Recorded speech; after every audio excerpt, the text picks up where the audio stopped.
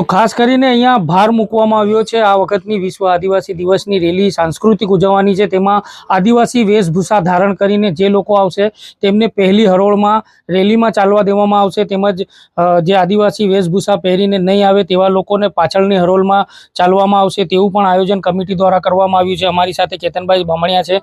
કેતનભાઈ, જે પ્રકારે આયોજન આ વખતે નવીન પ્રકારનું કરવામાં આવ્યું છે કે આ વખતે વિશ્વ આદિવાસી દિવસની રેલી ઉજવાશે। આ રેલીમાં આદિવાસી વેશભૂષા ધારણ કરવાવાળા જે લોકો છે, આદિવાસી સમાજના લોકો છે, તેમને પહેલી હરોળમાં ચલાવવામાં આવશે, તેમજ જે આદિવાસી વેશભૂષા ધારણ કરેલા નહીં હોય તેવા લોકોને પાછળ ચલાવવામાં આવશે તેવા આયોજન પણ કરવામાં આવ્યા છે। અને વિશેષ શું છે આદિવાસી દિવસની રેલી માટેનું? પહેલાં તો તમે જાતે જ એક વેશભૂષા પહેરવાનો પ્રયત્ન કર્યો છે, જેમાં ગોફેણ અને ખેસ પહેર્યો છે, એ બદલ આપનો ખૂબ ખૂબ હું આભાર માનું છું। અને આ જે રેલીનું આયોજન છે એને દર વખતે